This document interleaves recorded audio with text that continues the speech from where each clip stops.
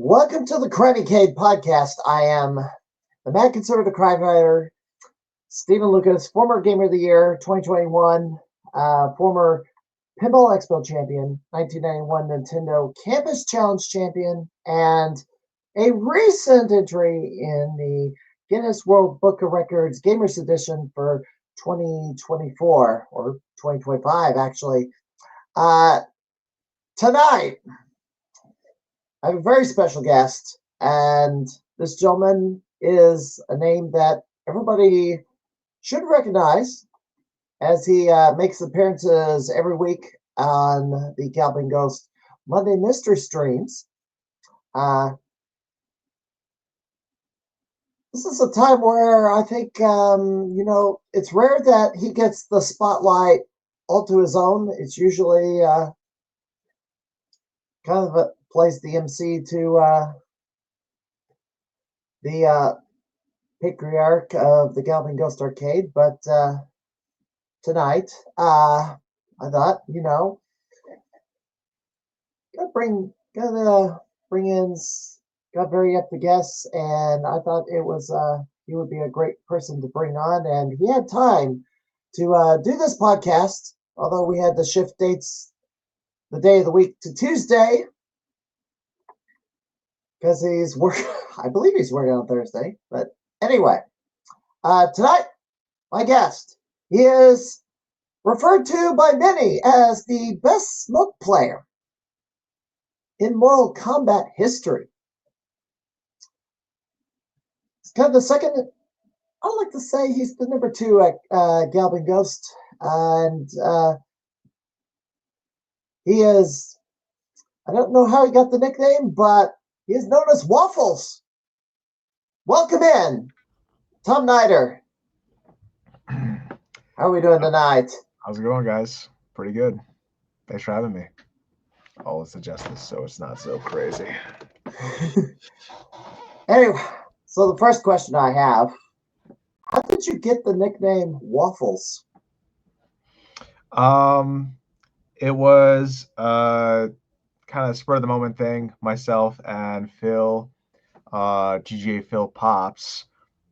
He's a productions guy, and one of the first times we went to the arcade back in like 2010, we were signing up for a tournament, and whoever was running the show was asking for players' usernames and stuff, and we just thought of it as like a stupid joke to be to name ourselves after our favorite breakfast foods or something like that. So he was Phil Pops and I was Tom Wafflez, and it pretty much just stuck after that. It's and it's okay. I just go with it. It's a brand now, so it's all good. Who else has got a nickname? Or is it just the you two? I mean, it was pretty much everyone that was like on the fighting game team back in 2011. So, because like in that scene, you kind of just go by your tag. So it was Phil Pops, myself. There's Jeremiah, but he literally just chose his tag to be GGA Jeremiah. So, that's pretty much it. I mean, you got JP Pitts, but yeah. He's the hype. Mm-hmm. He calls himself the hype, and Yep. I'm still wondering if what he's going to look like when he debuts in the wrestling ring. Yeah, he's training for it. I had that practical. Gosh, speaking of wrestling, I did that. I had come up at the last minute an April Fool's prank because I hadn't done one for the gaming scene. I came up with Galloping Ghost Wrestling because everybody wants to open a wrestling fed, and then I had to take it down. Yeah. It's okay. You got till next April. You got a couple months to cook up something nice. I'm expecting big things, though. Ask permission before I can even do the joke. Yes. Well, yes, that's very important as well. Doc is very protective of his brand. I didn't know humor would be causing so much trouble for people. It's all good. It usually just makes people mad. Anyway, so the early days, I guess go all the way to the beginning.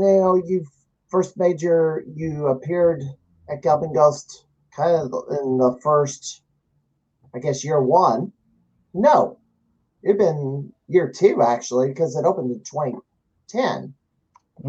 Myself and Phil were going to the arcade in December of 2010, which was, I think, our first appearance.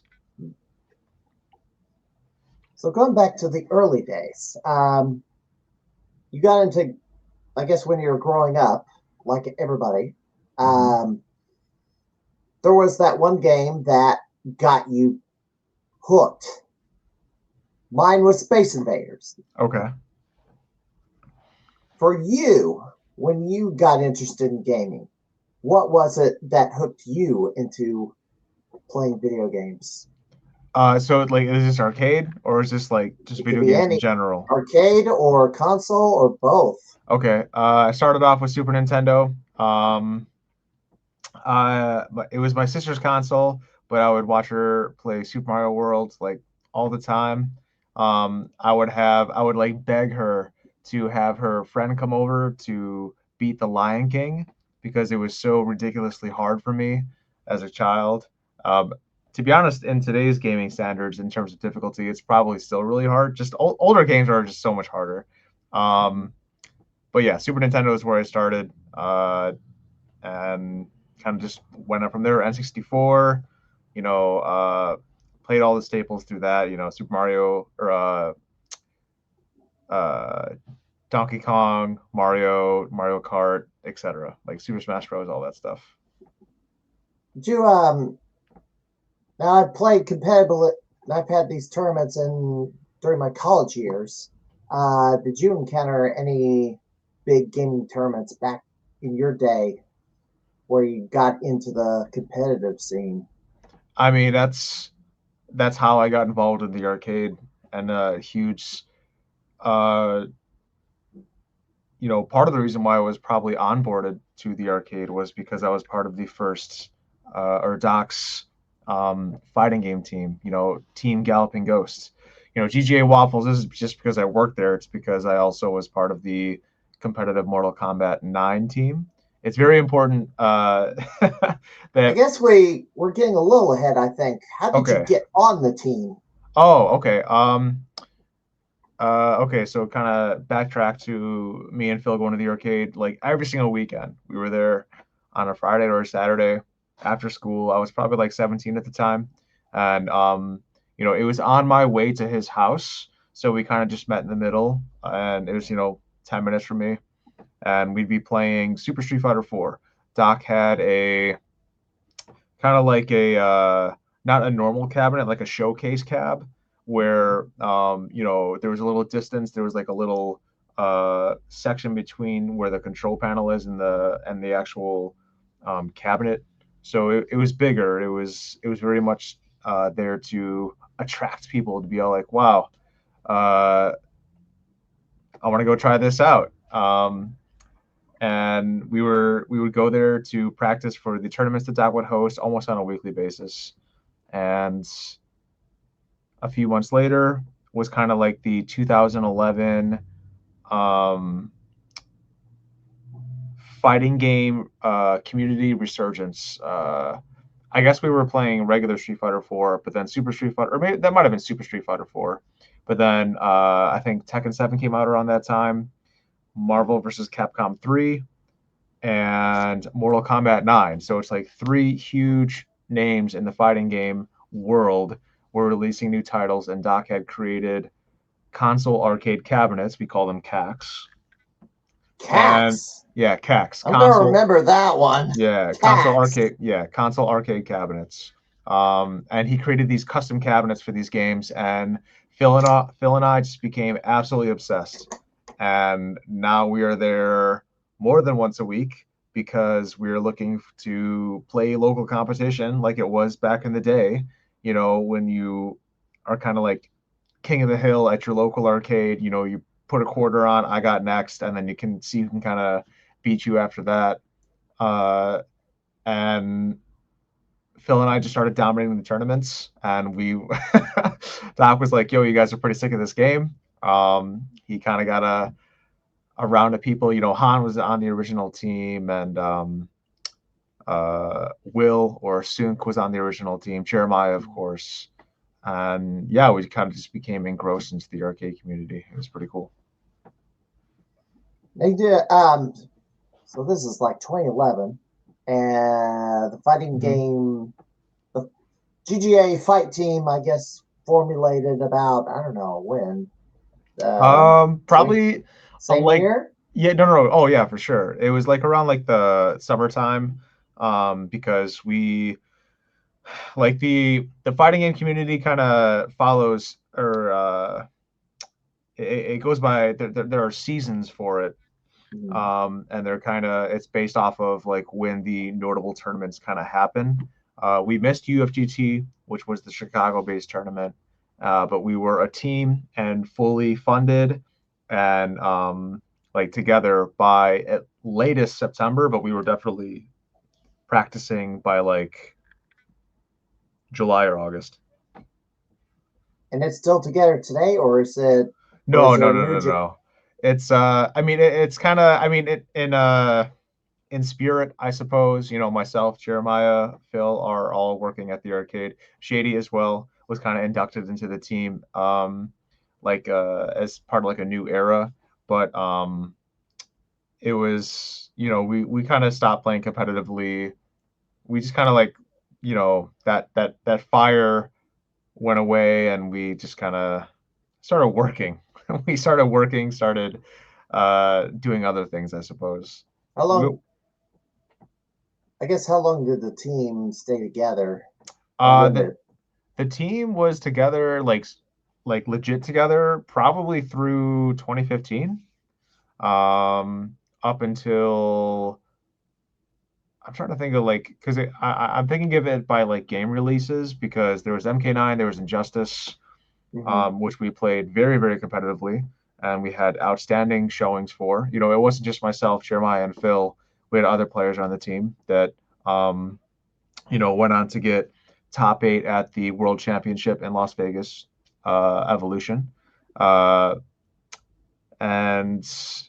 after Injustice was Mortal Kombat Action, Mortal Kombat 10, and we kind of got a couple new guys. We got a guy from Greece on there, GJ Nicolas. We went up to Canada for that. I mean that's a whole rabbit hole if you want to go into that. The entire team GGA.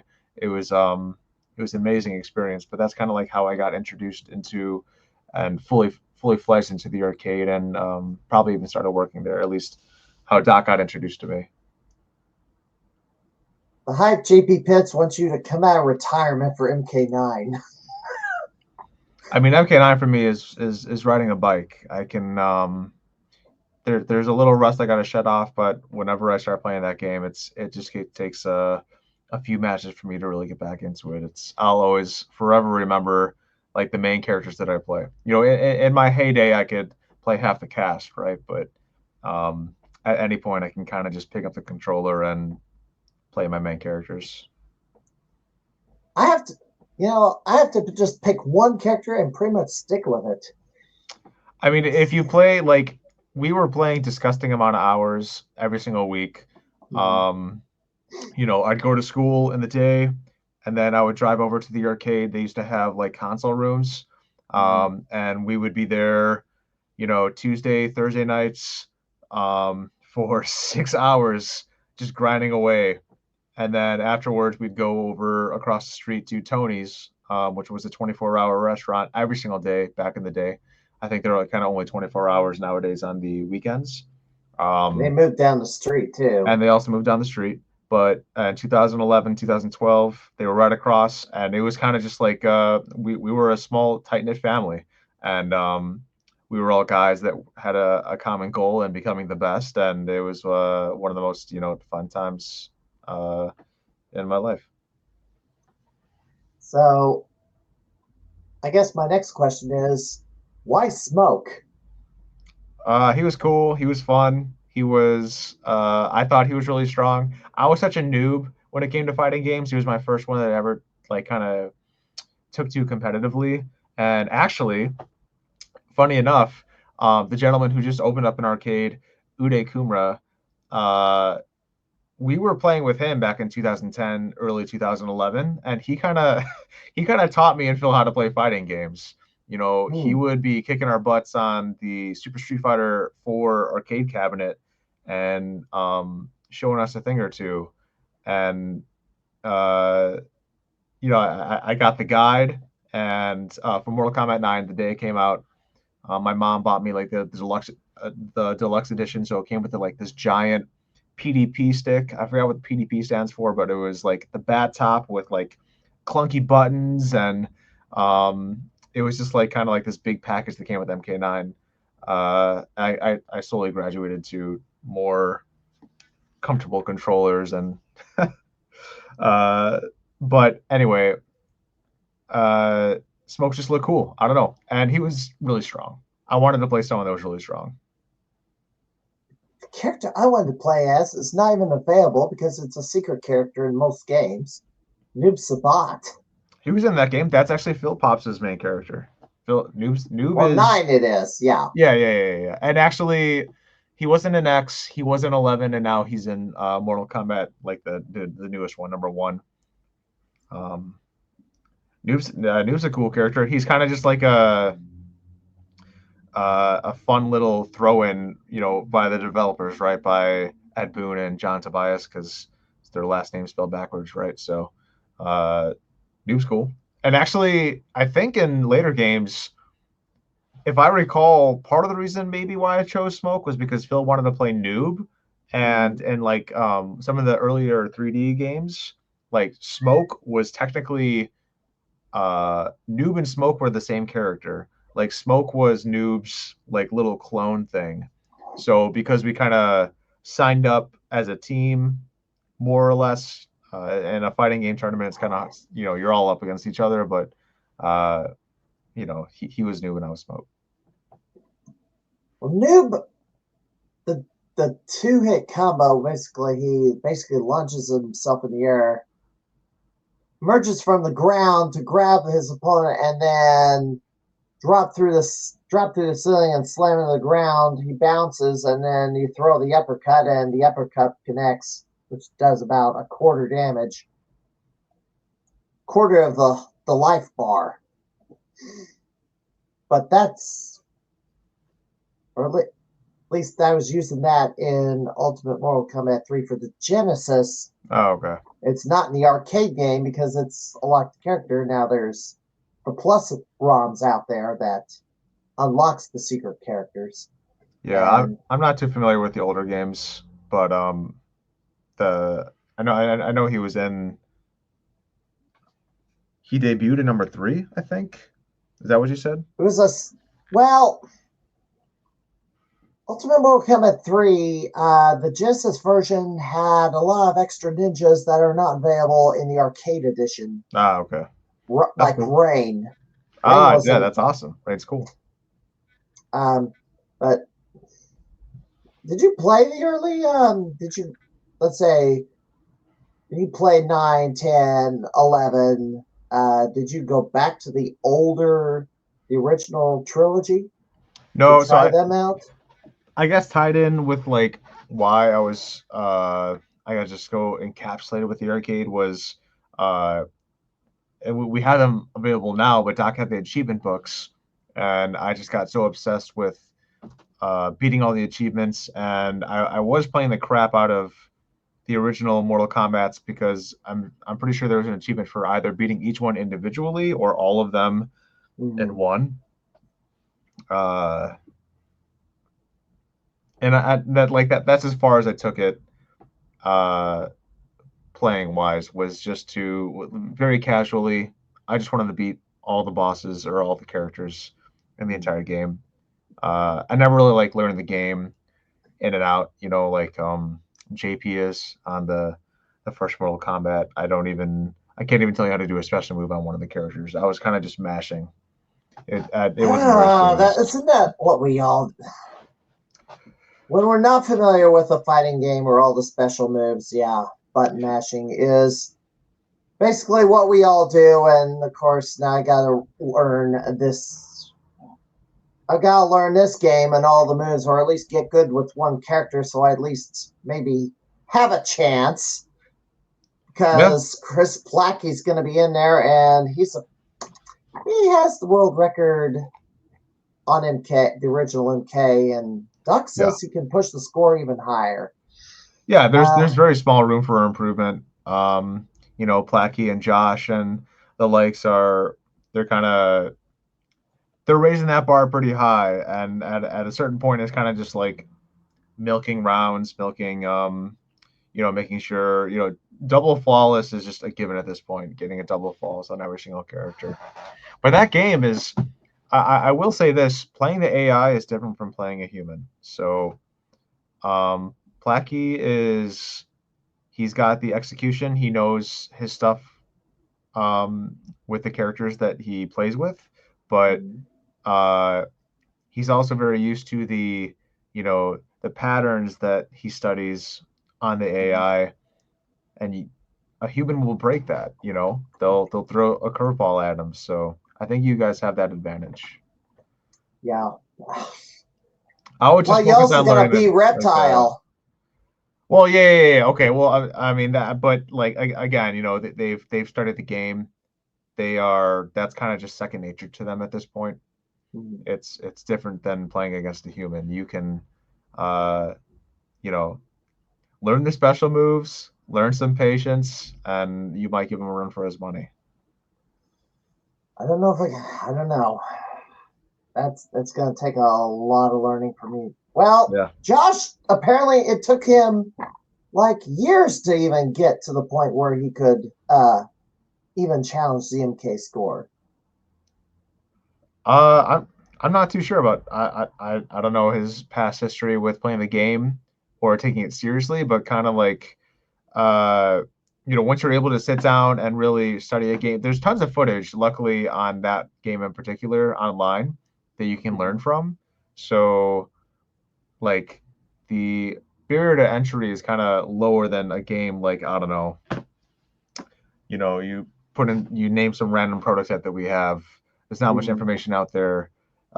It's a lot of times it's not a battle of attrition. It's a battle of knowledge. It's a battle of like being able to practice the game and just know as much as you can about it. Well, it also helps to looks like something's got your attention off camera. Maybe the cats. Yeah. No. It's my girlfriend. Hold on. What's up? Stand by one second. Oh, no, she's good. She's good. You're good. All right. Yeah. All right. Yeah, and I got this cat on my lap right now. Cody, join me in the podcast. Gosh, MK1. Yeah, we kind of went up on a tangent there. Sorry about that. MK1. Sheesh. So there's been some news on that, and I don't know if you've heard about it. I don't know if you take it seriously or think the videos that have been put out lately about, I guess, DLC content is just clickbait. There's been commentary in the last few weeks that this latest round of DLC will be the last round of DLC for MK1. And people were complaining about Cyrax and Sector becoming women instead of male cyborgs, although they seem to like Janet Cage for some, but they don't like Lady Sector or Lady Cyrax. And who knows what else they were complaining about. How do you like MK1 and its content, or the DLC that's come out? Yeah, I mean, leading up to it, as NRS always does, they do slow character reveals as to who's going to actually be in the game. And Human Smoke was in it for the first time since MK9, so I felt obliged to at least give it a good college try. I played it for a month, got to the highest rank and ranked, which doesn't really mean that much, but it was a decent amount of time and a grind. It was okay. It just didn't really, light that spark in me. And myself and my fellow teammates, I suppose, Shady definitely gave it the longest run out of everyone. As far as the Chaos, I believe it's called Chaos Reigns, being like the Yep. last run of DLC for Mortal Kombat. I think like the whole Sector Cyrax thing, I don't think it's as important. Like I think the diehards were a little upset that there was like a gender bend in there, but like if you ask a casual player, I think they're kind of hard pressed to actually even know who those characters are. I think they know the ninjas. I think they know Liu Kang, Shao Kahn, and Shang Tsung. Uh, and again, this is just me guessing and kind of like collating data from what I've seen online, maybe even players at the arcade, like because those characters didn't even make a debut until MK3, UMK3. Like Yeah. they might not even know and be able to tell you what their names are. I think the diehards were a little more upset than the casuals, and the casuals are the ones that they're trying to sell to, right? Those are the people. Right. That's the majority. The people that are commenting online Mhm. is the 1%. The guys that care about like the competitive integrity or like the balance of the game and stuff. That the loud minority, if you will. I think it was just kind of like it was $60 for. I think there like a story mode extension and then some weird DLC. Like I don't know. And this is just me personally. Who's asking for Conan the Barbarian? It's not me. Uh, For the you know, T1000 the or T. Yeah, Ghostface. I mean, yeah, Ghostface personally, not my cup of tea. T1000 I can kind of see. It kind of you know rides off the Terminator train because Terminator was a DLC character in MK11. Yeah. So I guess that's okay. But it just kind of didn't hit the mark, but it wasn't just that DLC itself. It was the game's launch and what it had to offer, the casual base Mhm. from the beginning, and even the competitive base as well. And I think it's kind of just all encompassing. It's there's a lot of factors as to why the DLC didn't really do as well. There wasn't much player retention because of the uh, less than desirable launch, and we can only just hope that they're staying strong and they're working on something awesome for the next release. There are talks of this maybe being um, everything being done on a new engine, so things kind of had to be cooked up real quick Mhm. to hit certain dates for the suits up that are higher up that want are looking at the profit margins and stuff and all that nonsense. Lots of conjecture. Who knows? But I'm not playing it, but that doesn't really mean anything. I mean, there Uh, was an MK1 cabinet made, and it was there put on the was. arcade floor. I was playing that. I'm an old man when it comes to like playing these fighting games and stuff. Like I stick to what I know, and again, if that spark doesn't kind of like light immediately, if the guys around me aren't playing it that much, I'm gonna lose interest pretty fast. Uh, I am that type of player where like I need a community around me to kind of like motivate me and uh, really just get me going on sticking with the game. And I was playing other stuff too, so who knows? And of course, Galloping Ghost is, well, I don't know when we're going to see it. I hope we get it. I hope it does finally emerge in 2025, and that is Dark Presence. Yeah, Dark Presence. We are that is the goal is to get that out as soon as possible. I've actually kind of taken very much a back seat on the entire development cycle. I was Mhm. actually working kind of closely on the game in 2018, 2019, 2020, Mhm. and now I've just kind of been like fully focused on arcade, so I can't really comment much on that. I just know that Right. they're working their butts off, and we just released a new song on Monday. Like stuff is happening. It's always happening. They're they're grinding over there. And then we did get an update this week on Ghost Lord, The Quest of a Dark Presence is they're really working on. I guess they made major progress on the rough cut of the movie. Yeah, actually, Lydia was just in the arcade on Sunday, and we were talking about that. So that's looking really good. I'm really excited to see that. Hopefully we can fast forward my parts of the documentary because I hate watching myself, but I hope I I'm not can't in it wait too to see often. myself in the I'm sure you documentary. can. Yeah, that's I can't wait. I'm gonna have I guess have a viewing party in my Crimeycade garage. that should be fun. That's gonna be awesome. I was telling Uh, Lydia, I hope it's as long as possible because like the guys in the community, they want as much content from Galloping Ghost as it's kind of like they're unveiling the veil, like the behind mm, the scenes, and it's really really cool. Make it as long as possible, or make it a few episodes. Who knows? But people are hungry for that type of content. So well, uh, the interview I did with them, audio only, um, they could release that as just a standalone podcast because it went for. Gosh, I got long winded, and it yeah, went I more mean, than an hour, Craig is maybe serious business, two. man. Like he's not like, we get guys. We get calls constantly at the arcade for kids being all like, hey, can I do some filming at the arcade? This is for a documentary I want to make for a school project or something like that. And it's like, yeah, come on in. We love that type of exposure. We want to help people out. That's totally cool. Like Craig is like serious business. Like he is guy submitting films to film shows. What is that?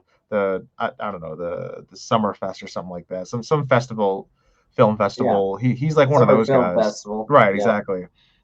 He is like, and I'm just spitballing here. I don't actually know if he is, but like he is of the caliber where he's talking to Netflix. I'm not saying this is gonna be on Netflix, but I'm saying he is of that caliber where he's big time, and it's gonna be, and you can kind of tell by just like the little snippets they've released of the interviews and stuff. Like this is gonna be a legit show and or documentary, and we're all really excited for it over here.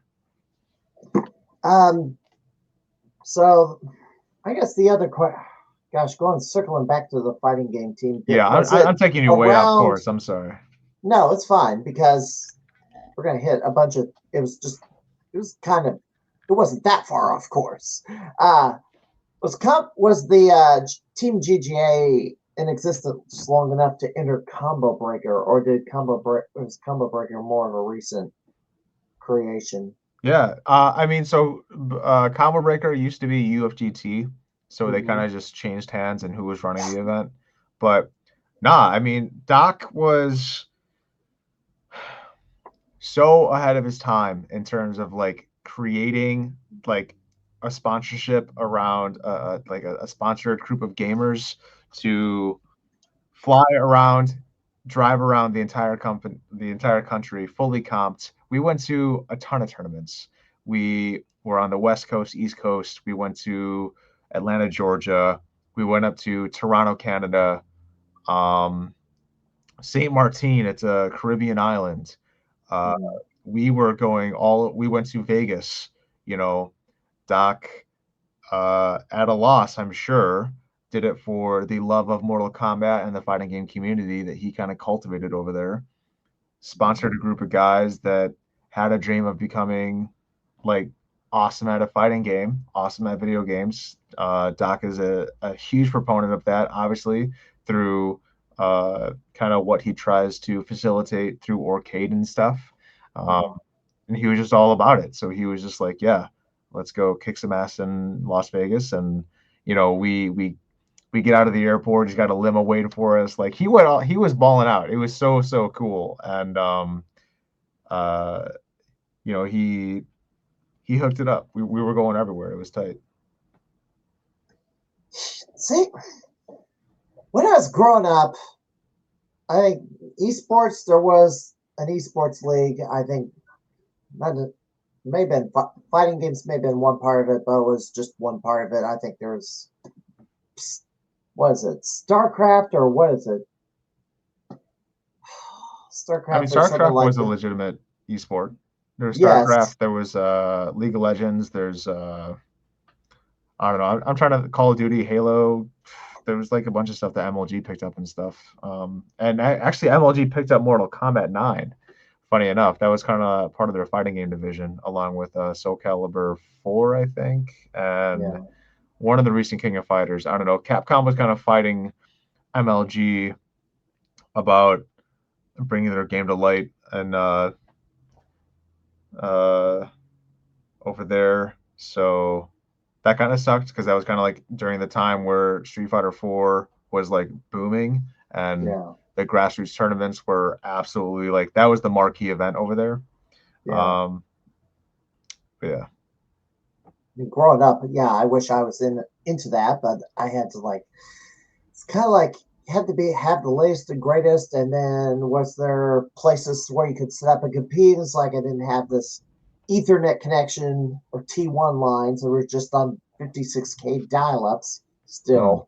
And I Yeah. was like, well, doggone it! I wish I grew up in a bigger city so I could enter these big tournaments and stuff. It was like, but at Yeah. least I got that Nintendo title. I So mean, that, speaking of one of our players, 16-bit, used to live out in Springfield, and she moved out to Chicago to join the team for Mortal Kombat 9 and play with us and travel around the states with us. So like that's how serious this was that we took it, and it was so cool. do I know this person? 16-bit, I'm not too sure. She was around the arcade like I don't know back in 2013. Went on to like be lead QA at NetherRealm Studios. So you might have met her in your passing. Not too sure. It was 2013. Yeah, if she wasn't she took off in 2013. Those I That's about the time when I came Yeah, in October. it's rough. I might be getting my dates wrong. I'm not too sure, but around that time, maybe 2 years, give or take. Yeah, So, coming to the arcade, Phil Diaz, and then the team of Team GGA, and then you all became employees of GGA eventually. yeah. How did that come about? Well, I mean, Phil, Han, Phil's brother Brandon, they kind of were the first to get in, and I don't know how they got to start working there. I think they were just hanging out and, showed immense interest in supporting and helping in any way that they could, even working on games and stuff. Um, for me, I was fresh out of college working at a pizza place, and Haruza actually put in his 2 weeks, and Phil hit me up. He's like, yo, we got an opening to work at the front of the arcade. So I was like, oh, okay. I'm not doing anything fun over here. So I drove an hour down for an interview, and pretty much, I don't know, a week later, I just started working at the arcade. I was living out in DeKalb, like Northern Illinois is. That's where I went to school. And then I moved back to my mom's, and she just, Brookfield, she's from Berwyn, a western suburbs, so it's like pretty close. And I just started working the front of the arcade. That was, I think my first day was the 1st of November in 2016. Now, speaking of the Calb, how often did you go to Star Worlds? This is a huge blow up considering my recent history and exposure to the arcade world, but I have never been to Star Worlds. Really? Yeah. So in terms of its proximity to the school and its like surrounding like student filled areas, it's Mm-hmm. not that close. It's I actually passed by it on my way to work every single day at the pizza place I was working at because it wasn't actually in DeKalb. But yeah, it's not it's like maybe 10 minutes away from the local like student area of DeKalb. Mm-hmm. Um, it's not walkable by any means. Right. And So like take a bike. right, exactly. And I wasn't really dude, before I started working at the arcade, I didn't really even know what Cubert was. I'm not an old school arcade gamer by any means. Like when I start, like I said before, when I started going to the arcade in 2010, I was playing Street Fighter 4, and then I started playing the OG Mortal Kombat's because of the achievement book because I wanted like free candy or whatever. And that's pretty much it. Like I wasn't playing Pac-Man. I remember playing Terra Cresta. I know you're very familiar with that game. Yeah. And I kind of really liked that game. I was playing some of our cocktails, our red tents, because I thought they were just cool. They were also by the Mortal Kombat, I believe. But back in the day, you can get like pizzas at the arcade as well. This is ancient Galloping Ghost history. Yeah. And you can get like put a pizza on the cocktail table. At least that was the idea. So anyway, yeah. So I didn't really know about arcades, so I didn't know Starcades exist or Star Worlds. I'm sorry. That's see. I mean, I can't even think of the name, and it's I just didn't know it was there. What arcades did you frequent back in the day before Galloping Ghost? None really. None. I mean, I was just like you're run of the mill teenager. I was, maybe there was a birthday party at an Enchanted Castle or at a Dave and Buster's or GameWorks or something like that, and it was like just the games you see nowadays. Like I remember playing Ghost Squad. I remember playing Brave Firefighters back in the day, Area 51, but like the classics, like everything in our belly. And our Valley Row is like I had never touched. Robotron, never touched. Never even heard of that game. Joust, didn't know it existed. Yeah. I guess I was lucky. I had a neighbor who owned an arcade. Yeah, and I mean it was just different times. Like we're cut from the same cloth, but in just in different time, different decades. Like I played video games my entire life. I've my mom would be yelling at me to not go outside during the summer because I'd be playing GameCube all day, playing the latest game I rented from Blockbuster or whatever. Like I've never not played video games. It was just like different times. Yes, child of the 80s and you're a child of the 90s. Yeah. I think that's correct. So,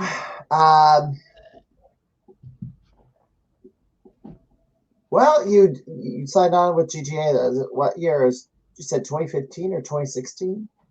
2016. Yeah, was my first year. November 1st. So, as your first year at the arcade, as part of the team GGA. So we'll just call it team GGA. So like the Mortal Kombat, Kombat team. Besides being on the Mortal Kombat team, you were on the employee team or the personnel of the arcade. Okay. Was it your first year? Did you, at the end of your first year, did you come? What was it? Everything you thought it was going to be, or was anything? There was your impressions changed from after a year from when you started? Your ideas of what the arcade was and how it operates and just kind of guess the business. Yeah. I mean, to be honest, I had no idea what really I was getting into because I had been absent from the arcade for so long because I was at school for 4 years. And I would visit every so once in a while, but it would just be to kind of like, I would. This was me to all the arcade games, and I just go straight to the console rooms to play whatever newest Mortal Kombat or Injustice game we were playing, like the team GGA was playing. But I just remember it being awesome. I was just all about it. Just kind of like the community and culture that was cultivated in there through Doc and through all the guys at the office. One of my best friends, Phil, was working at the office. I wasn't really working with him per se. I was more arcade side. So, for the first 4 years, I was like literally just working the arcade. as you would do it now, like working the front weekends. It's a weekend oriented business. Um, Right. Helping out customers, slowly learning skills on yeah, attending to games and issues, but uh, it was awesome. It was just a really, really chill place to work, and um, it was a place where I found I could see a future for me, and it was uh, it was fun, I guess, is the way to describe it. I mean, I wouldn't be there otherwise, right? If it wasn't fun, a new thing every single day. Love the people that you work with. You know, um, especially Doc is someone that you can kind of aspire and uh, you want to get behind. You want to kind of like he's carrying the flag. He's at the forefront, and you want to be all like, yeah, I want to follow this guy and start to help out and do whatever he's trying to do. So And over time, I think back then you may not have known how to do game repairs. yeah. You're able to do that now, I believe. Yeah, I mean, to a certain extent, of course, anything extremely technical, board work, extreme monitor work is a bit rough. I haven't had too much hands-on experience. I think I've capped a monitor once in my life, and it's definitely something I want to get into more, and I'm definitely interested in. But like anything from like, if a button's not working on a game, or if I need to adjust the colors on a monitor, Yeah. I'm pretty comfortable around that stuff. And to be honest, that's the majority of the issues that happen at the arcade. And it's extremely important that you got guys at the front that are able to address those issues on any given day of the week. A player comes in from Ohio and Satan's hollow trigger isn't working. It just happened this Saturday, and it's just like, okay, took a look at it, and we were able to get it up and running for him. So uh, to that extent, my arcade technical expertise I'm comfortable with, but anything hardcore, board repair, like I said, um, anything heavy duty monitor stuff, we leave Yeah. to the professionals in Master Tech Doug and Adam Stonehouse. I And see all Doc. these videos. Doc, Yes. Doc, by the way, can do everything. He is just so busy running the business side of the arcade. He's not necessarily totally hands on, but if there's ever a question, like Doc can just drop everything and be the best. So like he's kind of just like it is like Adam and Doug are working on and they're amazing, but Doc is definitely one of the main techs there as well. I see all these repair videos like John Jacobson and John's Arcade, like repaired monitors, or put out videos where he's like repairing boards or repairing monitors. It's like, I don't know. It's out of my wheelhouse. There's a Don't lot know. to it. I think what is interesting and what people don't necessarily understand is the amount of nuance behind how every single game in that arcade is different. Like you have Right. to understand, you have to have a pretty solid foundation and general knowledge of how arcade games work. And it is multifaceted. There are many components. I mean, the board, the power supply, like there are just so many things that you have to know. And each of those components that that make an arcade game, like even like the infrastructure, like the cabinet itself, there's so much going on in those games. And each of them is different. Doug and Adam and Doc, they are basically, for a lot of these games, there's no paperwork on how any of this stuff actually works. So they are paving the way and creating a database for people to reference for the future on how to work these games. And some of it is written, some of it is their head. We need to get it written and stuff, but Right. it's extremely difficult. And but they're the best guys at it. Like, you don't get any experience with this type of stuff in any other place in the world than you do at the arcade. So I am confident in saying they are some of the best in the world at handling this stuff.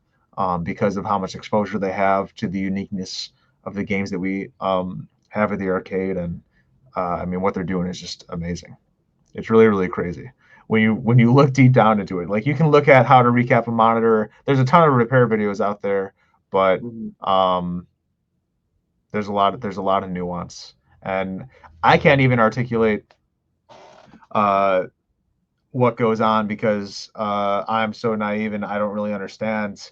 Yeah, exactly. Like there's all these tools that are necessary to understand how these games work and stuff. And again, I'm very naive to the fact of how it actually all works. So it's hard for me to explain and give them their you know uh,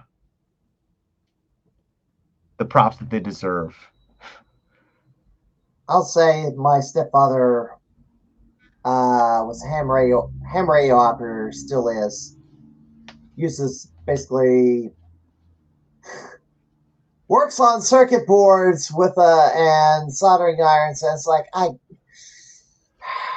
I've tried to mess with the soldering iron, just the minor stuff with the soldering iron, but doggone it, I wish I had 3 hands instead of 2 because I need one hand to hold the wire, hand to hold the Yeah. soldering iron, and then the other to hold the solder to get solder and get it on the tip and get it welded on. Is like, plus smaller fingers because if you have bigger fingers, it makes it harder. Yeah, for sure. Yeah, I mean, there's definitely techniques that are required and are learned over time how to like deal with that stuff. Yeah, yeah, it's complicated. I, the doggone the Dymo cabs with the JAMA connectors are the easiest one to work on, but there are games like, let's say, Zybots with those specialized joysticks, or Food to fight. the yeah, well, Crazy. the 47 position joysticks, and going all the way to a game like Star Rider. Laserdisc, then Crazy. the monitor, and then the specialized controls. And well, I could even go to what is it? Galaxy Force 2. Okay. That monster. Monster is a good way to describe it for sure. Yeah, it is a monster, Yeah. and thankful it's in that back room with the R3. Oh gosh, do I even want to mention R360? Well, R360, well, yeah. you got yours working. You got yours out of the box working. So I don't know if it was thankfully, out of the box working. There was definitely some work that Doug and Doc had to put it into it.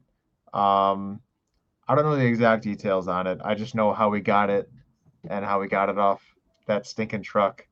I don't know how we did that, but that was absolutely insane. But yeah, back there in that room is Enduro Racer and that there's one more Galaxy game. Force, and then yeah, there's a couple back there. Yeah.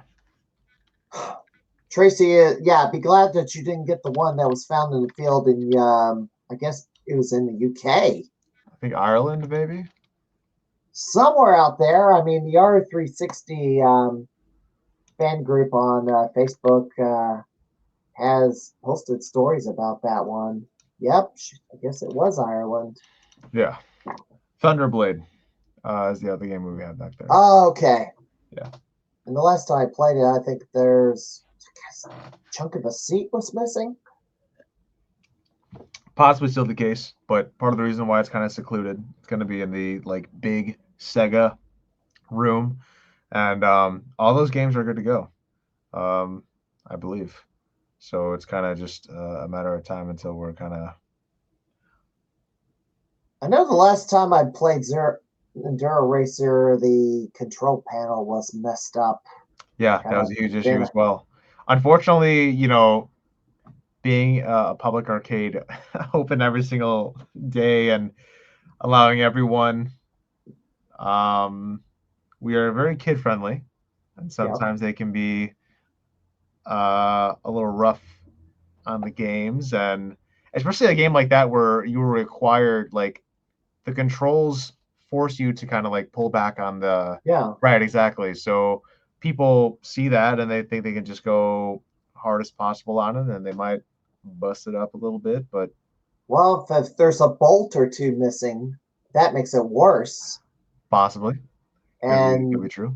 for a while, there was a bolt missing, and there's like a piece of metal that was not bolted down, and Oh, kind of looked at that, and it's like, ugh. And then, like a subsequent visit, the thing was twisted, I see. and it's like, oh no, there ain't no way I'm gonna get the score back from Andrew now. Possible. I wouldn't hold your breath on that. I think there's definitely a chance you'll be able to attack that game soon. Well, if I can clear that doggone third level, that's the one that's always giving me problems. But Priorities first. Challenge card first. Get that bomb jack score. Get that 64 score, and then food fight and then Dragon Slayer, and I gotta figure out which ROM set your Dragon Slayer is to play on Daphne at home. But of course, yeah, I haven't been able to play anything, practice anything. Now I had to get my itch over at Underground Retrocade because I missed the tournament, yeah. or I missed the Pinball Expo, missed having the Pinball Expo tournament. So, but I did good at Underground Retrocade, and been there in 8 years, and I got second place overall. I got to play some games I hadn't played. So, uh, so yes, Tracy wants a challenge card, and a couple of those got issued. Gosh, well, might as well. I'm not ready to jump in the challenge card because I wanted to get to basically the point you at a certain point. Pete Hahn was the Doc's right hand man for a number of years, and at a certain point, he was tapped to become a game tester over at, I believe, NetherRealm Studios, or at least some game publisher. Yep. We believe it's NetherRealm Studios, and he was testing MK1, but that, I don't know if that's rumor or fact, or if he keeps that under, well, this is a bandana, not a hat. Let's say he keeps it under his hat as to what he does as a game tester. But he departed, and you ascended to the role of the number two, or at least I like to call it the number Doc's right hand man. Yeah, I mean there are many. It's not a single person role, right? Right. There's so We'll much. say the most visible. Right, exactly. Sure, that's totally fair to say. Um, but there are a lot of kind of like working parts behind the scenes that are absolutely vital in keeping the arcade going. Mm-hmm. But as far as me kind of stepping up, yeah, I suppose it was just kind of the natural next person. Around that time we had lost a couple of guys that went off to do things during that time period, and I was kind of just the next person that had the arcade experience to fill those shoes. Uh, and they were just impossible shoes to fill, obviously. You know, every single time I see Pete, I'm like, when are you coming back, man? Because we would love to have you back. Pete is always welcome back. He was an I've amazing tried part to of the get him on the arcade.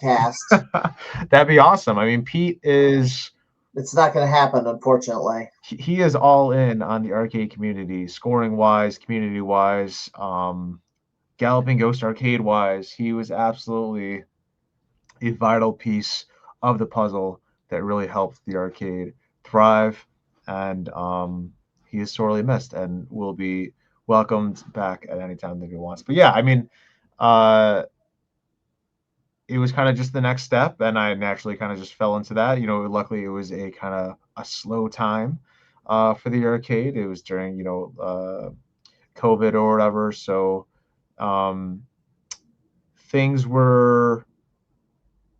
I was able to kind of like take a step back and learn how I wanted to do things. We were kind of going through a couple guys in terms of the arcade workers up front, guys who are manning the arcade, and able to learn and grow with them.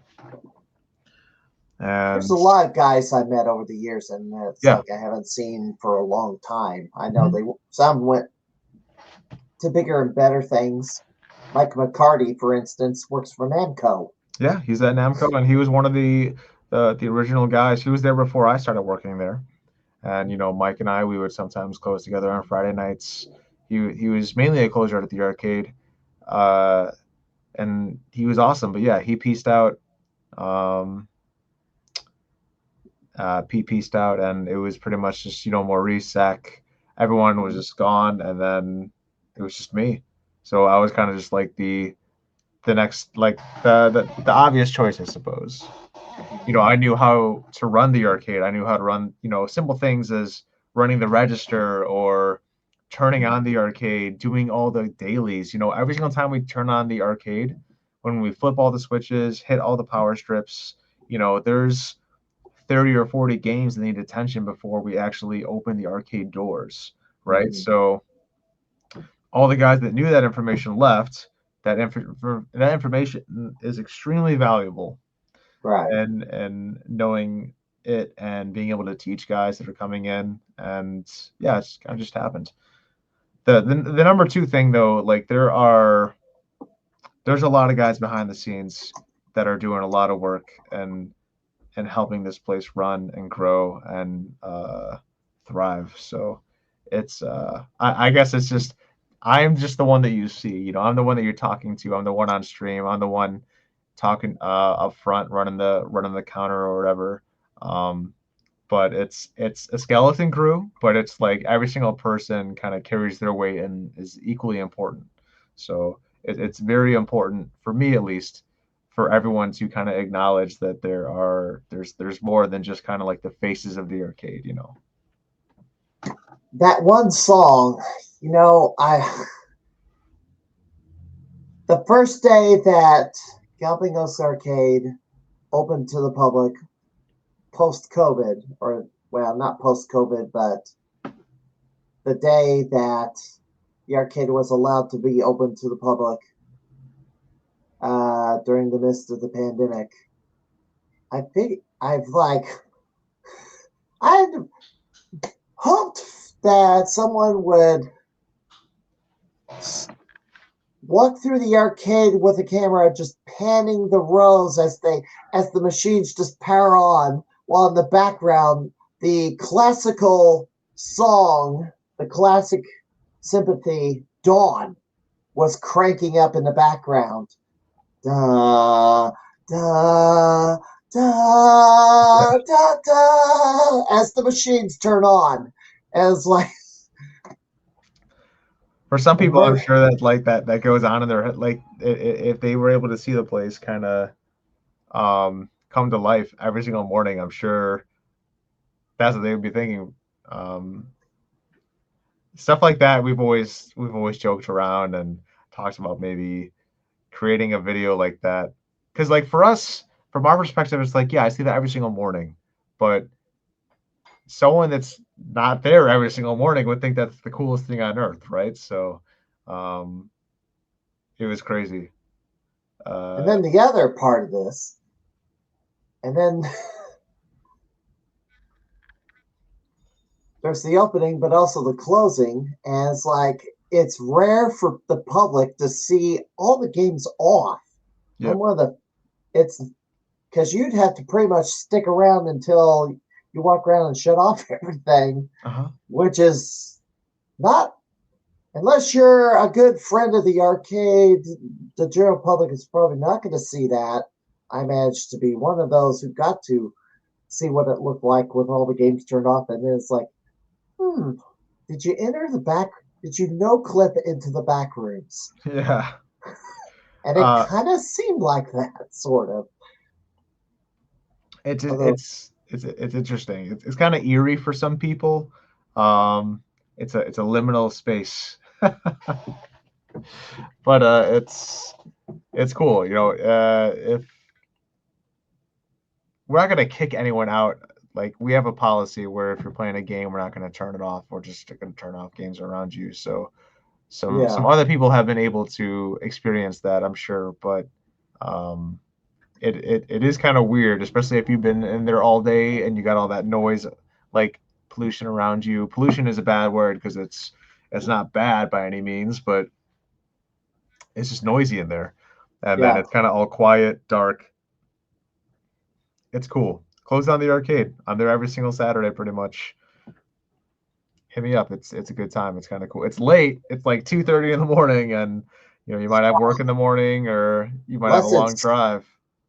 unless it's during the week, like I don't know, Yeah, any day other than Friday and Saturday.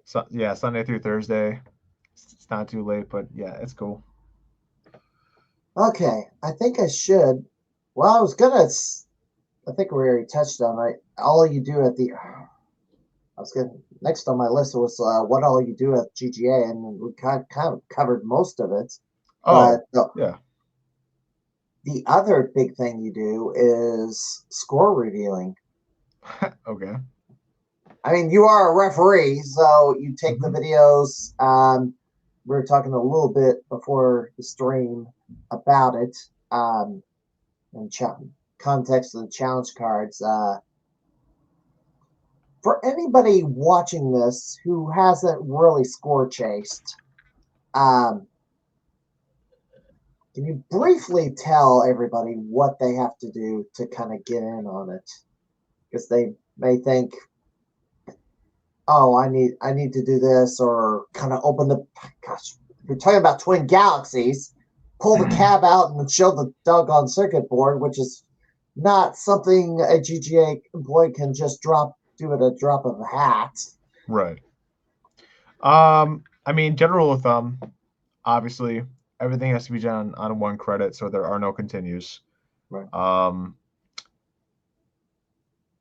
there are special rules for certain games, but in general, um, unless it's a house high or a world record, we just need a picture of your score, and or if you're like a kind of like a first time scorer, what I like to do just to kind of like vet people or to like help them understand what we're trying to do here at the arcade and on Orcade is have them record their first score regardless, just to kind of make sure on our end that they understand like how serious we take it and like that they are doing it on one credit and they understand what I mean by that because you know I'm working up front, I hand them this camera or I give them these instructions and sometimes it's uh I need to make sure that they just get what we're trying to do and I want to make sure our score is legit going into it and that they're playing it on one credit, they're following our rules.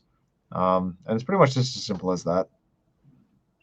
And But there's again like kind of like how different each game is.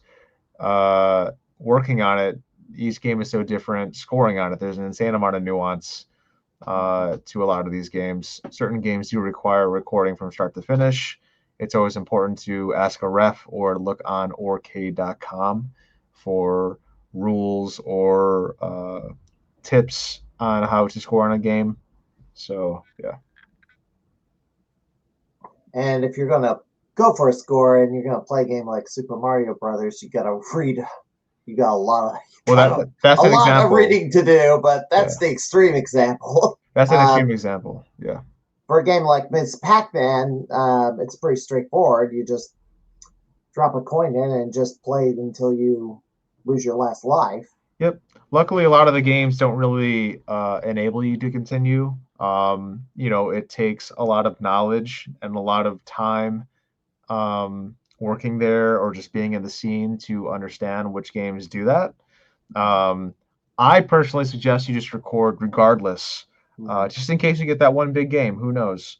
Um, you know, for me personally, being able to review every single score or game really helps me build this library of knowledge for myself to kind of reference for the future.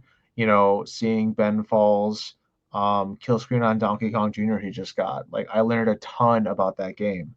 Um, and it was obviously done at the arcade on our original arcade hardware. It's not some YouTube video that's playing the game off of MAME or something like that.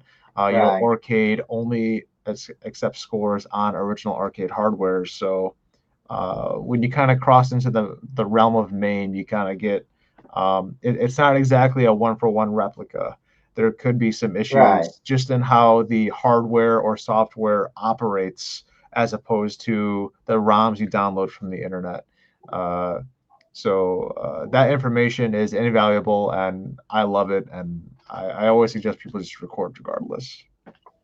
And if they accept scores for MAME, I mean, typically a separate track would be created for it. At least in Twin Galaxies, I know there's a few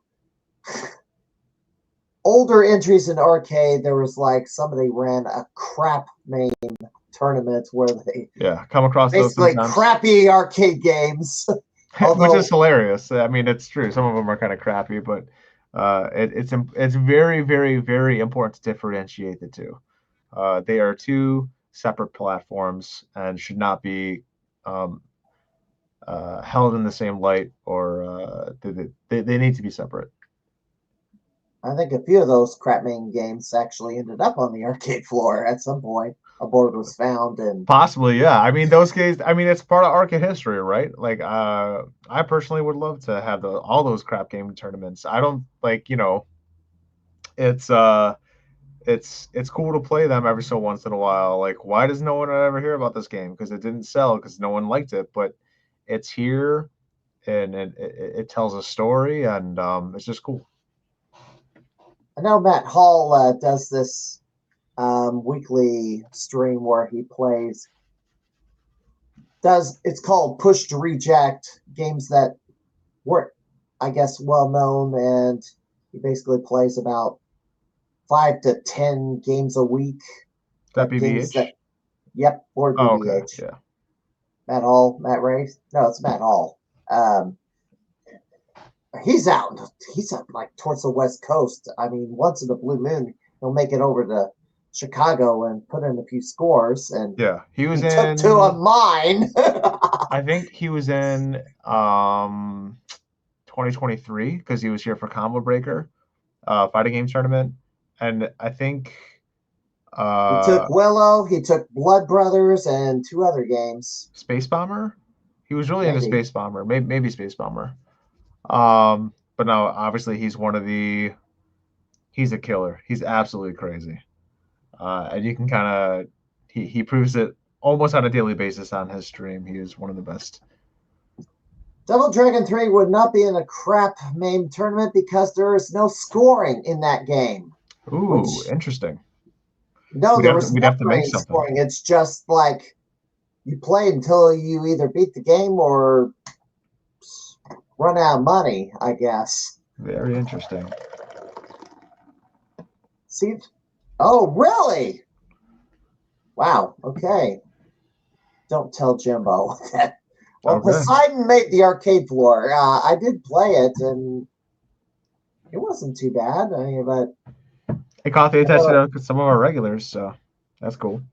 Andrew and James T20. Like it was in T20. Yeah. I did okay, but I didn't get the top score. It's like one of 3 people got the top score. It's either Jacob Grimm, Zerst, or the other gentleman, Limey. Oh, there's one other person. One of them, yeah. Limey's coming out soon. I think he's going to be making a trip out here. Well, he's moved closer. Yeah. So he's moved out of Texas and kind of, I think he moved to Missouri or St. Louis. Yeah. So we should be seeing them a lot more often, hopefully. Doesn't necessarily, yes, we fight good games. Yeah, I totally agree with that. So the last several episodes of the show, every so often on this podcast, I like talk about. I'm one of many score chasers.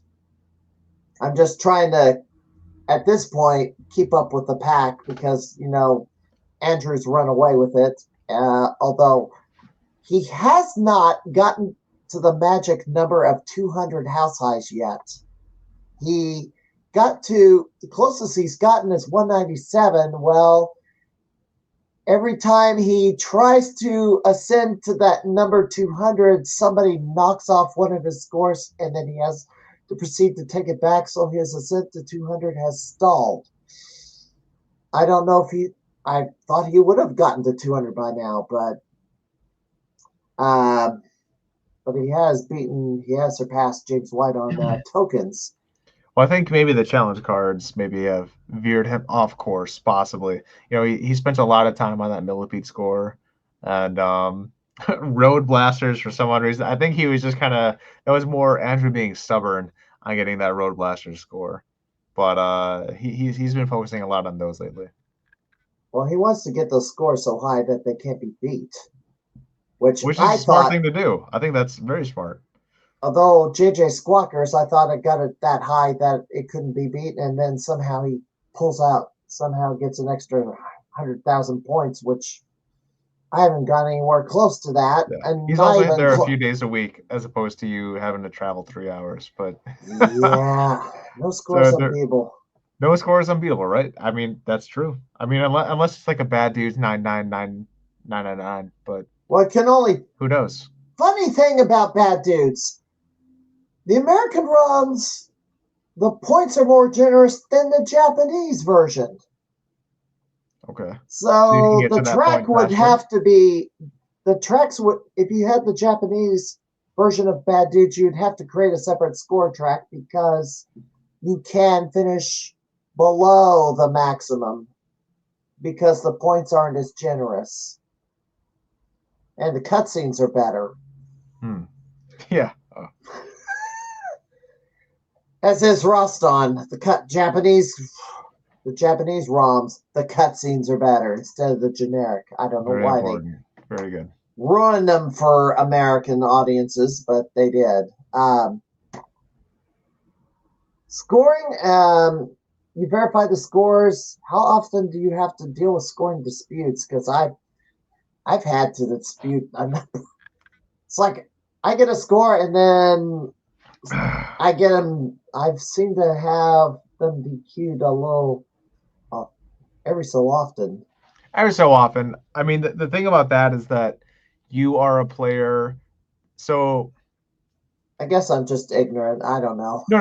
The rules. It's not that. It is a living guide, and also you submit. Okay, so if we denied 10% of a player's scores, like someone that comes in as seldom as, I don't know, William Fleming. I'm just name dropping someone. He is a Rampart world record holder, house high holder. If we deny 10% of his scores, 1 out of every single 10 submissions that he puts in will get denied. And for him, that's not that often because he comes in twice a year. Yeah. You or someone like Andrew might experience that more because you guys are attempting so many different types of games. So you're submitting so much content for us to review. And as I had mentioned before, like everything is subject to change as new information is kind of absorbed and understood about these games. And, it is something that is always up for discussion is the official, unofficial padding rule we've kind of like instilled across all scores on Arcade. Everything is always up to discussion with myself, Doc, Jeremiah, some of the guys that I like to discuss scores with and review with for things that there are questions about. So yeah, what was the original question again? I'm sorry. Let's say, handling disputes on scores. Oh, okay. I mean, generally, like some of the time I want to argue my case, and I was like, that's totally fine. Yeah. I think the players should definitely have a say because the players sometimes they might know more about a game than someone else does. Yeah. And because they've done their due diligence and research on a game. And I think their input is extremely important. And I don't take it for granted. I definitely value any type of player's opinion, and it helps me learn and grow as a ref. You Yeah. know, part of my job is to make sure I am filtering scores through the kind of like the rules and regulations that we have tried to create for Arcade to make Yeah. it as good a site as possible for arcade score tracking. Um, yeah, I mean that's disputes happen, of course. That it's just kind of like a name of the game. It's a revolving door of okay, uh, this is in, this is out. Okay, new information has come in.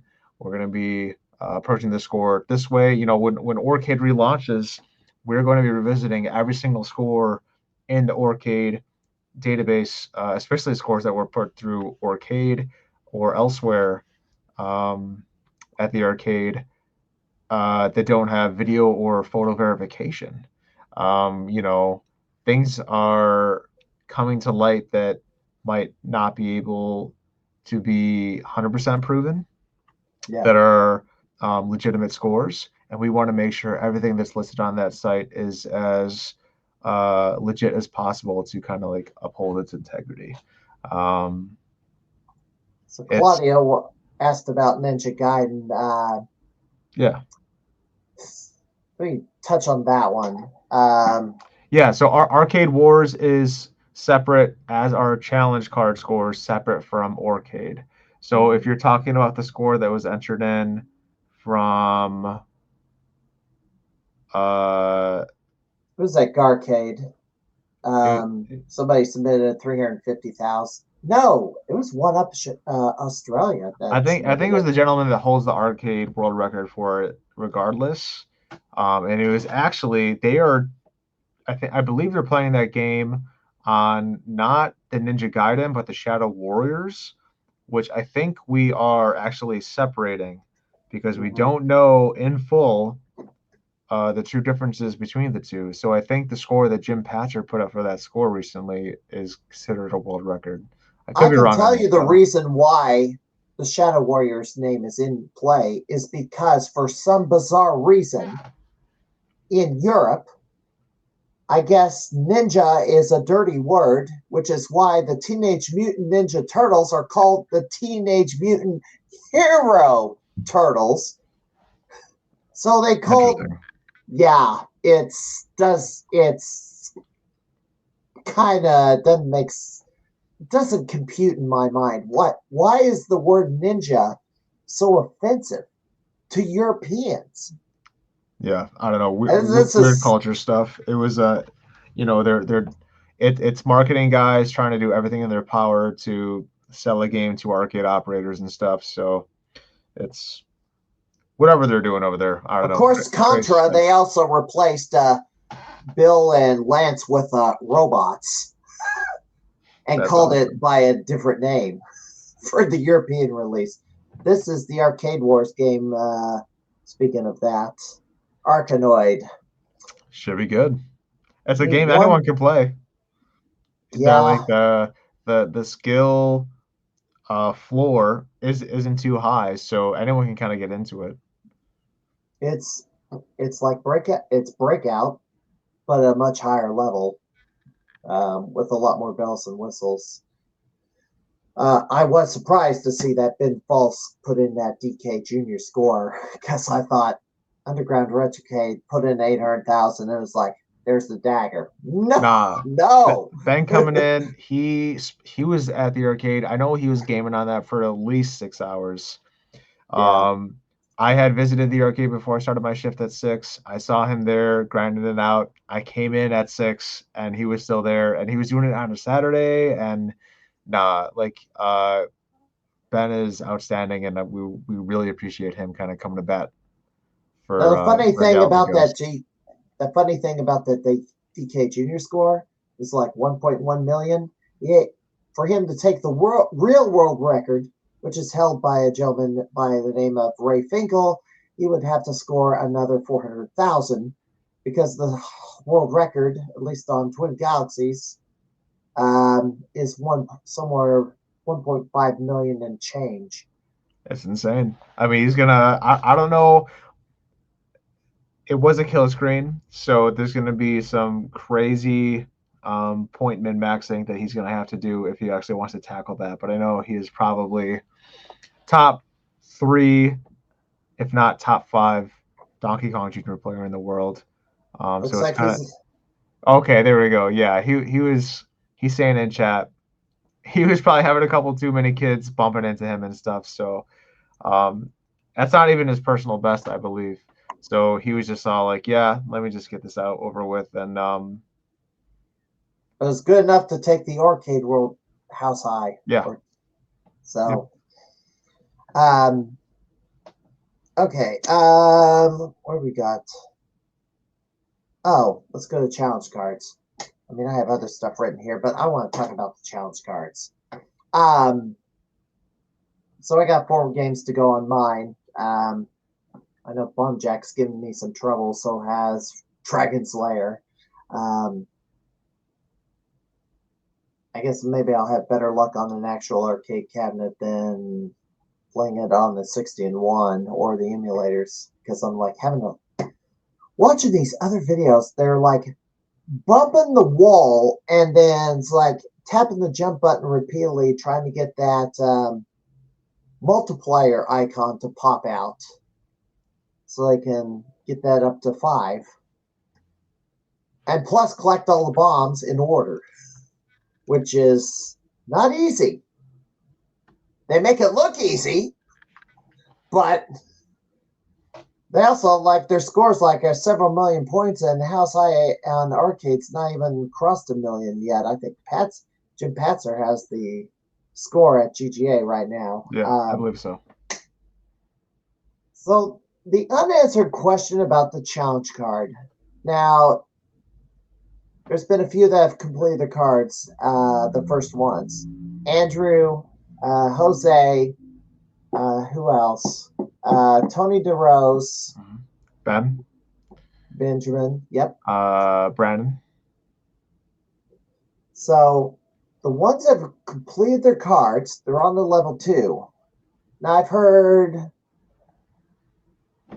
all this chatter about, or at least Doc would allude every week, and that's maybe one of these Doc questions that only Doc can answer, and you may not be permitted to answer this question, but I'm gonna ask it anyway, and we'll just go. And if you can't answer, then we're gonna have to get Doc on the podcast. Of course, I want to build the audience higher first, before I get him on here to make it more attractive, because he's the busiest guy ever.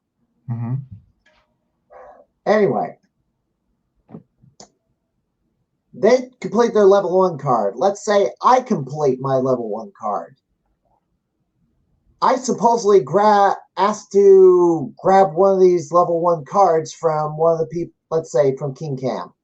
Although there's no way I'm beating 500,000 on. I'm not beating Fozon, but let's say hypothetical. Maybe. I'm not good at that one. I've like not even. It hasn't been pretty when I play it. Let's say I get that card. What happens if I were to? I get his card. And I start completing the challenges, having to complete it. What happens? So I mean, they're kind of just like scalps you're collecting, essentially. This is another metric we will be using to, measure Gamer of the Year. Not every player is necessarily created equal. So if, let's just say Joe Schmo, okay, let's use, if you are struggling to complete your level 1, but you've already completed 3 of Ben's cards, what is that, we take into consideration, that the challenge cards are personalized per player. But it just kind of shows that maybe that player's challenges may have been relatively easy, or that you are an all-around pretty well-rounded gamer. Like it can mean a plethora of things, but it definitely is something we're going to be considering for future awards given around the anniversary time.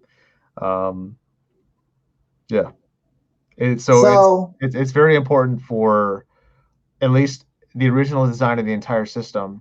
You know, we want to have as many challenge cards out there as possible, and so we like because we want people to be going after other players' challenge cards. Now, do you have to complete your level 1 before you can grab somebody else's level 1? Or can you? That is an excellent question. That is an excellent question. Because the way the distribution works is a little wonky. The gentleman up front, so whoever is working the arcade front, has the level 1 of everyone who's completed a level 1. So we have a copy of Ben's, Brandon's, Jose's, etc. We are only able to give them out to players who have completed their level 1s. Ah, okay. I kind of figured that was the case. Now, in order to kind of create a community effort or to, you know, kind of push the social aspects of the arcade high score community, we have allowed players to give them out to whomever they'd like. We've given each player, and now I think we owe Tony 10 copies of his card, but 10 copies of his card to give out to whomever he'd like. So the rules kind of are different depending on who you are. If you are an arcade employee working up front, we can only give them out to players who have completed level 1s of their own. If you are that specific player, so King Cam can give you his level 1. Now, I guess the idea behind that would be, you know, you have to approach King Cam on a day that he is physically there or something like that, you know, start a conversation, ask him how he got the score on Fozon, ask him how he got the score on Donkey Kong, etc. You know, or Facebook message might be another idea. Sure, but I mean, in order to obtain the card, you have to be there. Make arrangements. Right, exactly.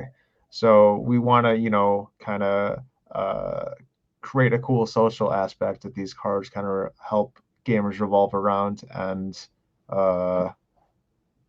yeah, it's important to emphasize that because no one's really been doing it yet, that we want you guys to be chasing these other players' cards. Like, we want to kind of like steer the competition away from solely going for low-hanging fruit that is the newest Monday Mystery game that no one's really playing right now.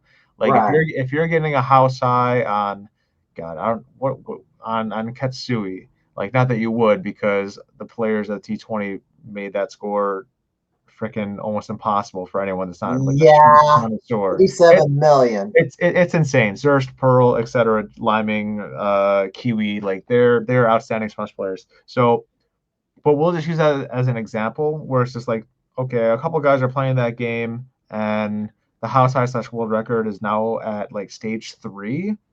That's pretty good, but that player who has that house high or a world record has no reason to push that even further to try to 1cc, to try to get to stage 4 or stage 5. Like we kind of want to break out of that mold and have players approach games that they wouldn't have otherwise through these challenge cards. Like, I don't know if Andrew would have ever played Millipede at a serious level if we had never like kind of asked him to do it, and he was able to do it. You know, move out of your comfort zone, kind of like see where you stand amongst these other gamers as a whole. Yeah, it'll be cool to see how it all kind of evolves around that August area when we are discussing nominees for the Gamer of the Year and stuff, or whatever award we decide to do. But yeah, definitely seek out those other level 1 cards, and especially for a gentleman like yourself, you know, maybe it'll help you kind of like devise a game plan of what you want to be approaching, and kind of like time managing. Yeah. For someone like yourself, especially. Yeah, I have that 4-hour commute or 200-mile commute to get up to Chicago, and then obviously get a hotel room, Yeah, and then it's a big ordeal. deal It's with a big these deal. guys back Yeah, here. yeah. It's He's just him chilling. in here. Yeah, yeah. I had to wash. This is my Pac-Man. I had to throw this in the wash and wash the couch because the cats decided to do business on there they shouldn't have been doing Uh-oh. because I guess marking territory. I don't know what they were thinking, but I know I cannot lay a winter coat on a couch because it will be the cats for some reason think it's their new litter box. Oh no. Okay. Yo, just a heads up Irritating. though. I do have about 15 minutes and then I gotta head out. Okay. Yeah, because it's like 9:38. Time is flying. Yeah, well, we're not. Well, 3 hours and 20 minutes is the record because that was the length of the King Cam Black Man interview, and Oh jeez. of course, Tracy's wanting Brandon Travis to be Gamer of the Year. Yeah, were you shocked at how Gamer of the Year turned out, Is that or what were your you question is, part or is of? that a spitball? Were you Uh, shocked, I mean, or Doc and did you I, deliberate it? it's always up for deliberation. Like Doc and I, obviously, I am somewhat close, not even somewhat. I am extremely close to the Galloping Ghost Arcade scoring scene. Like I Mm-hmm. am pretty much the number one person that kind of I see all Mm-hmm. that happens as I announce them on a weekly basis, and I'm personally putting them into Orcade or asking David about these scores and stuff that he might put in, or Josh. Yeah. Uh, there were multiple people that were up for discussion, as are every single year, but you know, we just had a feeling that taking into consideration past Gamer of the Years and Mm-hmm. accomplishments and the standard that Doc would like to keep for that title, Mm-hmm. we just thought it was right given the circumstances. uh Zerst's uh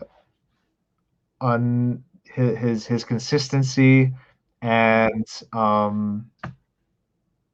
just like the prowess that he's been able to show year after Mm-hmm. year, uh, it just really made sense for 2024. And I think kind of throwing people off guard was part of the ordeal where we want to kind of uh, express that express what we're actually looking for in Gamer of the Year. You know, there are many things that kind of go into it, but Mm-hmm. at the end of the day, it is being the best gamer at the arcade, and in a situation where Zerst is up against so many former Gaudis and arguably some of the toughest competition or in North America. Like you've got guys flying in from Canada for this tournament, and Yeah. he is able to year after year dominate the competition. Um, it just kind of made sense to kind of crown him again and to maybe put fire under the feet of certain players, maybe give them a new perspective and kind of in line with what we're looking for. So it was surprising to a certain extent, but not surprising at the same time. Like I Zerst is, to be honest, if he keeps showing up and keeps winning T20, he will always be in the discussion for whether or not someone he should be crowned Gamer of the Year because he is that outstanding and that great of a player. I know I wrote a letter in 2023. I kind of felt like I should have wrote a letter in 2024 and just like argued or made my closing argument. I know I used the did a like play odds maker for every week as to who I thought was had the best, who was on most likely to win Gamer of the Year. I loved your content for what it's worth. Like the streams you were doing with all the other players and stuff, the discussions, it reminds me of like a sports center. Like where it's like Yeah. you guys are just kind of like talking shop. You got your analysts from each side of the country or whatever that is relative to our arcade community and stuff. And I will say this, like the discussions never go lightly. Like we go over this. We are talking about Gamer of the Year literally, you know. Doc will be in the office and he'll be like, if you had to crown Game of the Year right now, who would you crown? And it's just like we're constantly thinking about it. It's extremely important to look at that award and focus on the entire year than have recency bias, because it's very easy to have that type of stuff, you know, and because it's fresh in the memory, right? But we kind of do a full year in review, and that could go against their accomplishments, or you could argue that it goes for his, and him waiting for us to get T20 set up. I think he set like 2 world records in that 2 hour span that had been sitting there for a while. So, Yeah. like, kind of putting that into perspective of how great of a gamer he is. Although so did Pearl and Liming. So did they. But in the same competition, they may have same or similar presence at the arcades. They're still bested them. So, Right. I will defend Zurst. He is an outstanding gamer. Obviously, I don't think I have to really go to bat for that. So, we are always discussing, always thinking about that type of stuff. It's fun for us. We love doing it. We want to make sure that we give everyone their fair share. And I talk to all these players. I know them somewhat personally. We have conversations up front at the counter. So I have a bias towards some people, and I try to bring perspective to the conversation. And just know it's kind of we try to make it all included. Right. I should ask. So we're getting close to the end because you gotta take off. Future goals. Do you have any future goals in gaming? Arcade gaming. Kind of on a personal, kind of any gaming in general, and on a personal, not necessarily tied to GGA. Oh, I've been big into WoW lately. That's kind of just been like my main game. What game? World of Warcraft. Oh, okay. Yeah, that's pretty much what I play exclusively outside of work. That's my main hobby. I raid on a weekly basis, and I'm in a somewhat high-end raiding guild for the version of the game I play. And it's just to try to be the best. I play a warlock, so the best on my server. I reached that goal at one point during last raid tier, and I've been struggling this raid tier, but hoping to get back there. And ever since Mortal Kombat, I've kind of always been very peculiar about the games that I play, at least from a competitive standpoint. If I want to take something seriously, I want to make sure that I am good at it, that I have fun at it. I've kind of developed a certain ego. Like, I'm not going to play it's hard for me to play a fighting game casually, knowing how good I was at Mortal Kombat 9, and to being all like, man, I don't know this game at all. And that's just a me problem, right? Like it's me knowing like the height of gameplay that I was able to reach at that point, and I don't just like playing a game that I don't know. Like, I want to go in with full confidence and be the best. And yeah, so I guess that's it for gaming goals. Arcade scoring, I've kind of like taken a total aside. I don't want any sort of like conflict of interest when it comes to my interest in arcade scoring and helping players submit scores through Arcade. It's I am purely just a ref on that standpoint, and it's my goal through Arcade. Sorry to kind of go off on a tangent here, but because it's necessarily the question in the U.S. where it's to understand and yeah, just to understand and learn as much as possible on the arcade front. So I guess that's my gaming goal is to answer your question on the arcade side of things is to learn as much as possible. In the event that somehow you got chosen to be the Gamer of the Year, I know Pete Hahn got chosen twice when he was under the GGA umbrella. Which game would you choose to put on the arcade floor? Guitar Hero. That's easy. Guitar Hero. Yep. I've already talked about it. You think that will ever get put on the arcade floor? Because that seems to be the third most common game on arcade. Yeah, Doc might do it for me. But I mean, just thinking about the constant maintenance and problems that would give to the arcade because of, you know, the crowds, it would possibly be an ongoing and never-ending issue. But yeah, that would be my choice. It'd be However, the second rhythm game ever to be put on the arcade floor because Choco Vader, with that game I can't even pronounce. I'll just say Choco Vader, which is kind of like Mario Party. okay. Oh, Contact D? Contact the Oh, okay, all right. Yeah. UCV or UVCC, I guess, Yeah, is the initials. That yeah, I can get 100%, but the overtime you got to be very super precise. Otherwise, you're not going to. You're just going to get 100% and not anything extra. Yeah.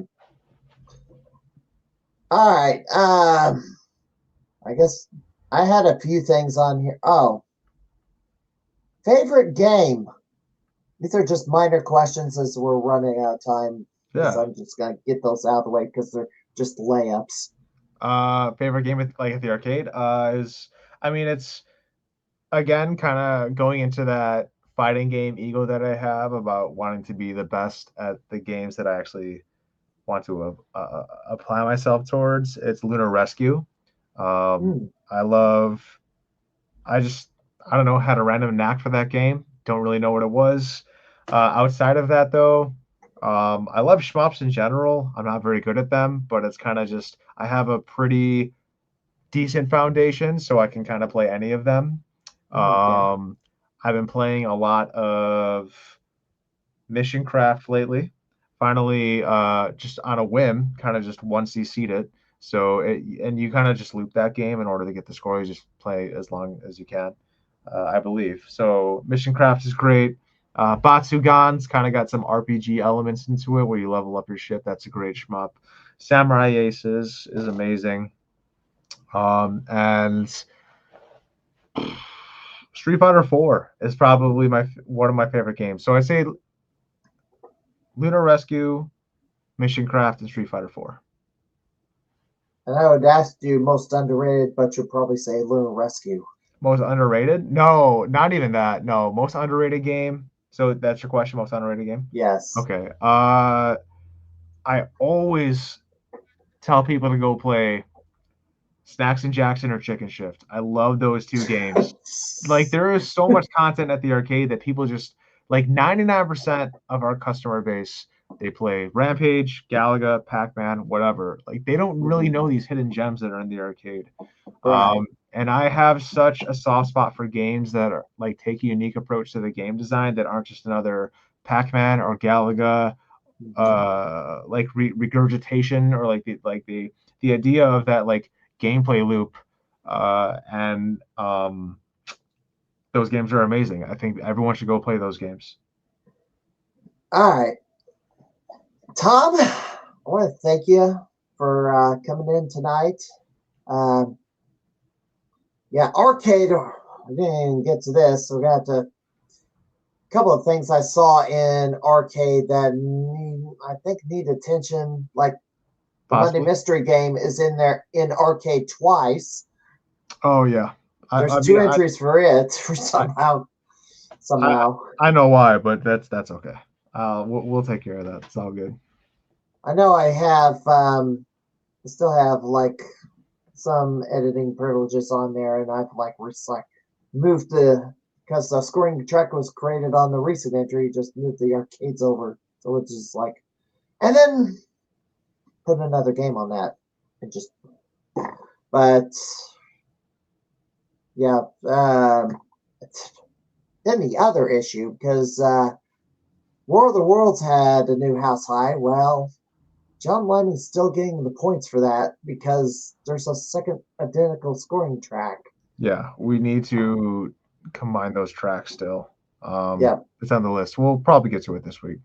All right. Tell me, Waffles. Thank you for joining me this week, and the arcade, Galloping Ghost Arcade.com, or the Facebook group. Actually, it's on several different. Galloping Ghost Arcade is on X, Facebook, Twitch. What else? YouTube, I guess. YouTube. I think it's under Ghost Lord, but possibly. Yeah. I don't know if the URL matches up. All right. Tommy Waffles.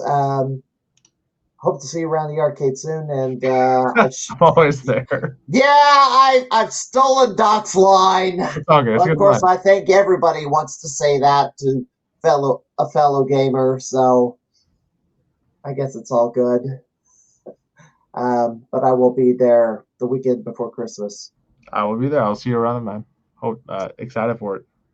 All right. Have a good night. See you guys. Thank you. All right. Before I get out of here, I do want to highlight some new scores at the arcade. Well, not at the arcade, but not just the Galloping Ghosts. There's a few others that were set. Yes, Andrew Wasco has taken my Fire Barrel score, so when I get back to the Galloping Ghosts, I'm going to have to play that one again. And he didn't beat my high score by very much. So, back to the grind, I guess. Seafire Poseidon, James White, beat the T20 score to take that high, but over across the pond in the Czech Republic, the Arcadery.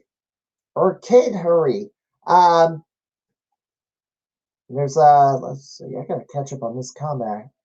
Oh, thank you, Tracy, for that. Thank you. New world records were set. Mikhail Kellner took the world record for the Japanese version of R-Type 2. Oh, you made it over there. Cool. Awesome. She made it over there. Then that was a spot that I suggested she check out.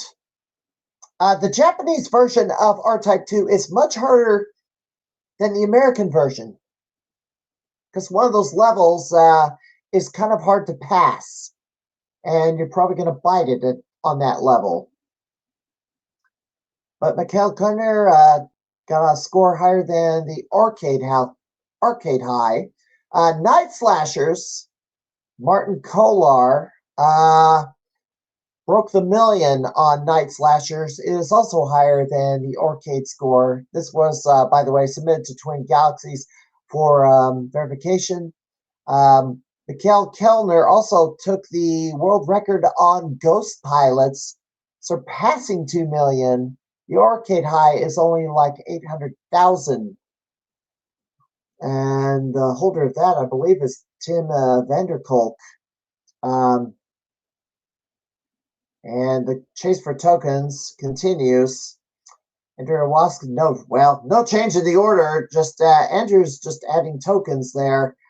And Cyril Lair, I'm going to catch up to Jamie Tibbetts. He was at the arcade this week. And I did mention at tail end of the interview, yes, this is the power rankings for mid-December. And this is the order. Mussies has moved back into fourth. So they're a little bunched up over here. And I think there's going to be a lot of shifting between 4 to 6, but also 7 and 8, because they're tied. And I certainly want to move back up into the top 10. By the way, I don't know who the front runner for Gamer of the Year is. Tommy Wafflez, I think, knows. Mossies believes it's been false, so we'll have to see. Arkanoid, yeah, I got to put a score on that, but early lead, we'll have to see if that. There's going to be scores that are going to break 100,000, maybe 200 or 300,000 at some point. So, long way to go. And January the 12th, 2025. Ah, year's almost over. Can you believe it? Galloping Ghost Arcade, the original Mortal Kombat. I'm going to get back into this. I had to miss the last tournament because of a hand injury. Yes. Yes, it's gone so fast, Tracy. Yes, it has. Absolutely. Well, who's my guest next week? Oh, be sure to follow the Crimeycade on my Facebook. I will be posting graphics there and, of course, the links to the podcast. But I need 100 followers so I can stream to that at the same time I'm streaming on Twitch. But who is my guest next week? It's going to be this gentleman. We haven't really talked about pinball on this podcast. And other than me going to the pinball, this past pinball expo. But we're going to bring in, I've talked to this gentleman, and I've been to this place a couple of times. It's down in the St. Louis area, Wood River. Chuck Sanderson, who is one of the owners of Atomic Pinball Arcade in Wood River, Illinois. He has agreed to come on the podcast on Thursday, December the 19th. So that is the next episode of the Crimeycade, back to its regular day of the week on Thursday. And that should do it. I am going to raid a channel. Let's see who am I going to raid tonight. Am I going to get back to the Twitch page? Who we got? Who's streaming right now? Let's see. Well, somebody's doing the night more. Oh, he just started. You know what? If I'm going to talk about bringing in somebody for pinball, I might as well raid this channel. He's going to be doing, it's MPT3K. He just started. They're going to be doing The Nightmare Before Christmas, a pinball stream. So that's the channel I'm going to raid. And so until next time, good grief, I got to get this. There we go. Until next time, I am the Mad Conservative Crime Fighter. I hope to see you around the arcade soon. And have a good night, everybody.